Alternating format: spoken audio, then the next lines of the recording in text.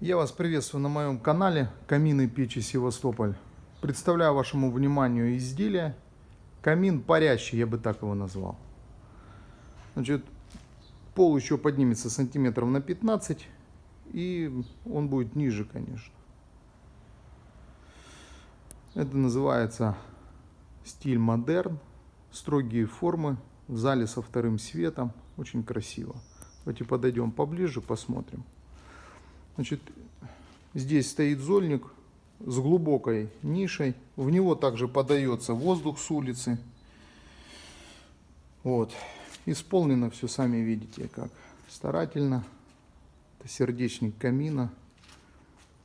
Это моя печать печника. Я всегда делаю камины, которые греют, а не которые на улицу выдувают. Зато дыма нет. Ну да, дыма нет, но и тепла нет. А этот камин греет. Дымоход уходит в трубу. Труба забетонирована вот в этой мощной колонне бетонной и туда аж наверх. Все тут четко. Заполнено между дымоходом и бетонной колонной, заполнено кирпичной кладкой. Вот такие формы. Строгие.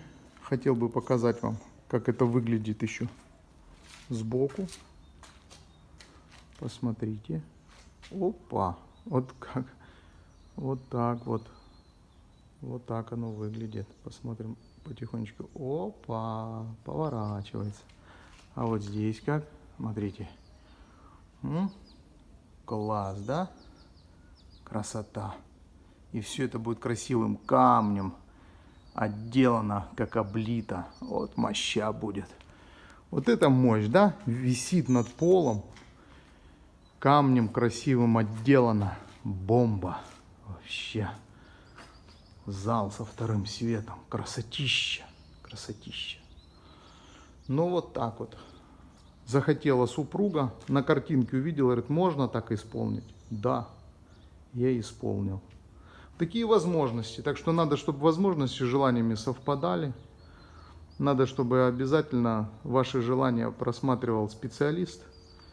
Реально, нереально. И будет вам счастье. Покажу заднюю сторону. Опа. Вот тыльная сторона камина тоже будет обливаться камнем диким или какой-нибудь плитой красивой. Все тоже заполнил между дымоходом и бетонной колонной. Заполнил кирпичом. Черновая кладка называется это все. Кирпич самый дешевый. Вот он зольник. Напоминаю, что здесь пол поднимется на 15 сантиметров. Прям под самую вот эту вот прочистную дверцу. Когда-то, может быть, раз в 100 лет надо будет ее открыть и почистить воздушный канал. Вот он идет, этот воздушный канал. Он с улицы, он невысоко стоит. И вот задвижка. Закрыл, все. Воздух не поступает. Если вы не топите, то воздух холодный не поступает. А надо, тебе открыл и вентилируется. Так что напоминаю, что камин даже сам по себе, если вы его оставляете открытым, он вентилирует помещение. Он вытягивает все, что в вашем доме есть. И запахи, и тепло дома, микроклимат. Вот так. Перейдем еще раз в зал. Посмотрим, чтобы не утомлять вас длинными речами. Вот. Очень светлая комната. Приятно, что он не толстый, не массивный. Он и так сам по себе мощный. Что на картинке не передать того, что видишь в реальности. Еще раз смотрите. Все это по уровню, да, представляете, да, кирпич парит. Ну, прям мистика какая-то. Ну, конечно, никакой мистики, все это инженерные конструкции. Чего такого. Никто мне не помогал из людей, в том смысле придумать или еще. Просто ткнули пальцем в картинку, можно так? Да. И я сделал. Пожалуйста. Камин парящий. Красавец, большой, топка больше метра в ширину. Тяга, да, конечно, тяга обеспечена. С учетом подачи воздуха.